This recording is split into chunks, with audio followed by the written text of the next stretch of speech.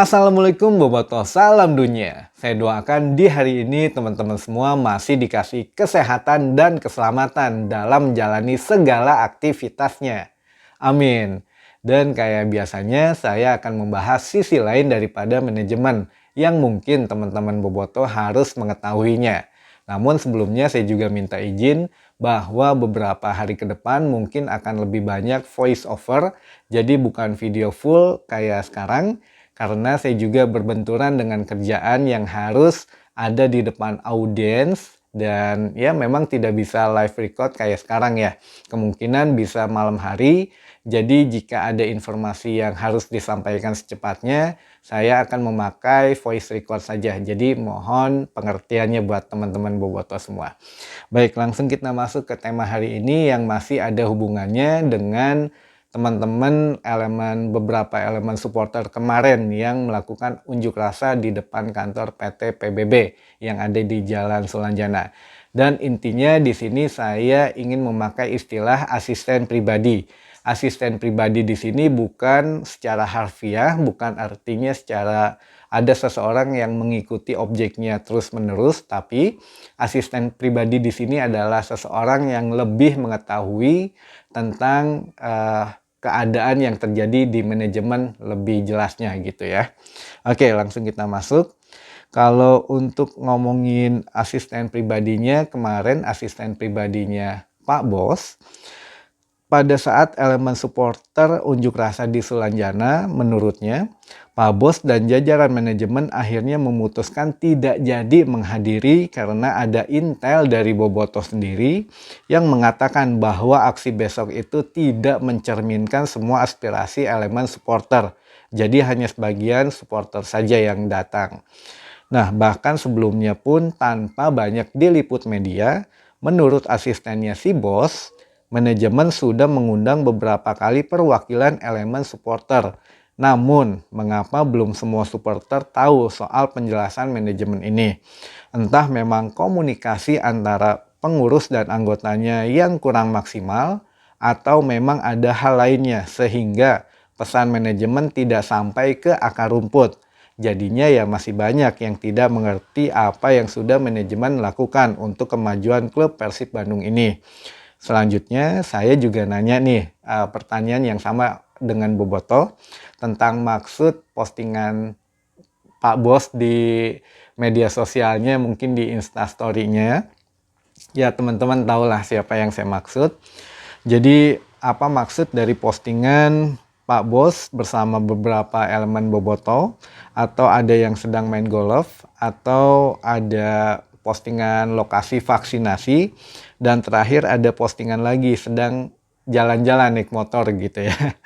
Lalu info dari asisten pribadinya adalah, sebetulnya itu sudah jelas kode yang elegan untuk memberitahu Bobotoh semua bahwa alurnya itu jika sudah vaksinasi, maka ya bebas mau ngapain aja. Mau olahraga, mau jalan-jalan, atau ngelakuin hal apa saja ya bebas, tidak perlu dipermasalahkan lagi.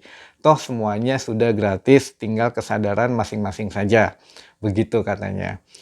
Terakhir dari asistensi bos bilang juga, pernyataan jajaran Viking pun sudah bilang bahwa masalahnya kemarin hanya distribusi tiket saja, bukan masalah vaksinasi lagi. Distribusi di sini menyangkut supporter luar kota yang ingin datang ke Bandung, agak susah kalau harus nukerin tiket satu persatu ke lokasi penukaran tiket yang sudah ditentukan. Nah, yang diminta Viking untuk tiket kolektif lebih baik diberikan kepada distrik langsung, sehingga supporter luar kota tidak perlu menukarkan masing-masing lagi. Jadi tinggal ambil di komunitas saja sesuai yang sudah membeli tiket. Namun, kelemahan sistem kolektif ini menurut manajemen adalah membuka kembali celah praktek ilegal, baik dari manajemen sendiri atau dari pihak oknum tertentu. Ya, contohnya percaloan lah ya. Jadi gini, saya juga bantu menjelaskan sedikit ke teman-teman Bobotoh. Untuk setiap email yang dikirimkan ke kita tentu ada barcode, dan di bawah barcode itu ada nomor kode uniknya. Nah, itulah yang menjadi dasar kerahasiaan kenapa harus dikirim ke email kita masing-masing, tidak boleh diwakilkan ke orang lain. Sekali orang lain memfoto atau di screenshot atau di scan itu barcode-nya, maka akan bisa digandakan sehingga ketika kita yang menggunakannya sendiri itu tidak bisa atau tidak terbaca. Takutnya ketika di scan oleh pemindai scannernya tidak bisa karena sudah dipakai oleh orang lain. Nah, itulah yang kejadian kemarin-kemarin mengapa banyak calo yang menjual ketika kita pakai justru kita sendiri nggak bisa pakai karena udah dipakai oleh orang lain. Kira-kira gitulah ya untuk kenapa salah satu alasannya tidak alasan untuk dikirimkan langsung ke email kita barcode-nya. Dan info juga nih buat teman-teman semua, kemarin saya dikirimkan ada video dari teman saya di manajemen, tapi saya nggak bisa share karena ini bersifatnya sangat sensitif tentang praktek-praktek ilegal. Itu jadi dalam kurang lebih dari 10 menit itu bisa mencetak sekitar 10 sampai 15 gelang atau gelang tiket palsu yang mana dari bahannya mirip sekali yang dipakai oleh gelang fisik Persib. Jadi nama saya bisa kasih tahu untuk nama kertasnya aja, tapi tolong jangan ditiru ya. Cukup wawasan saja untuk nambah ilmu teman-teman aja, tapi jangan dipraktekkan. Jadi ada kertas yang dipakainya adalah jenis kertas sintetis, namanya kertas T-Fake, kertas UFO, dan kertas vinil Elmo.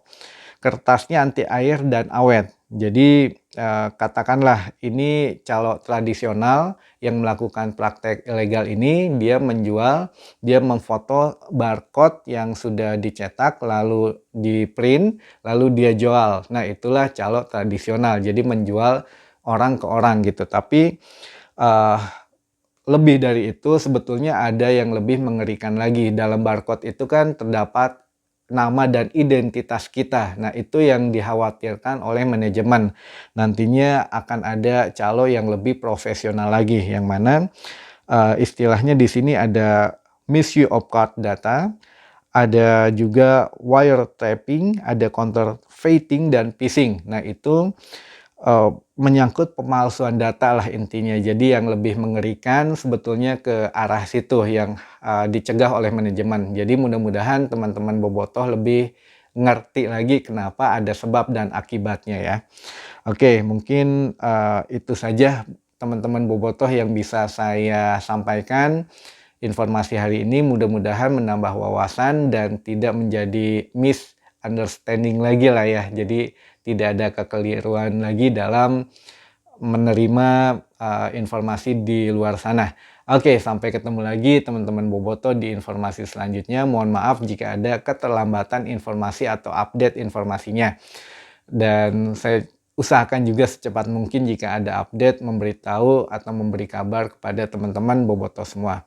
Sampai ketemu lagi di informasi selanjutnya. Assalamualaikum bobotoh, salam dunia.